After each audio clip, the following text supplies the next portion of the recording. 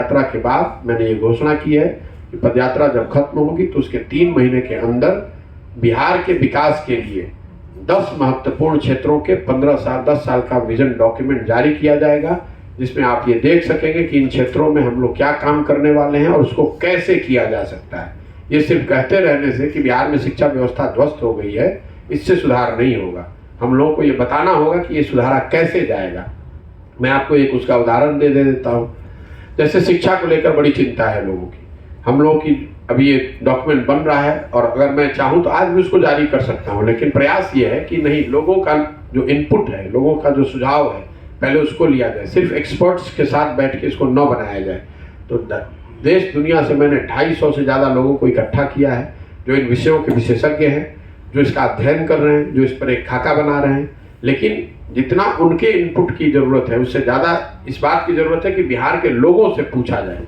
आप देखते होंगे मैं पदयात्रा कर रहा हूँ तो एक सुझाव पेटी आगे आगे चल रही है और लोग सैकड़ों की संख्या में रोज आकर बताते हैं कि भैया कृषि के लिए ये हो सकता है, स्कूल के लिए ये हो सकता है।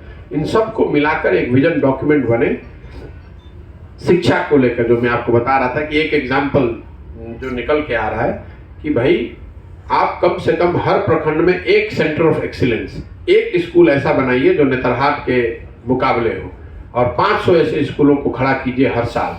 तो आप अगर 500 स्कूल भी हर साल खड़ा करते हैं, क्योंकि संसाधन लिमिटेड है, तो जो 40,000 करोड़ रुपए खर्च कर रहे हैं आप शिक्षा पे, उसका एक हिस्सा खर्च कीजिए 500 सेंटर ऑफ एक्सीलेंस बनाने के लिए, हर ब्लॉक में बनाइए।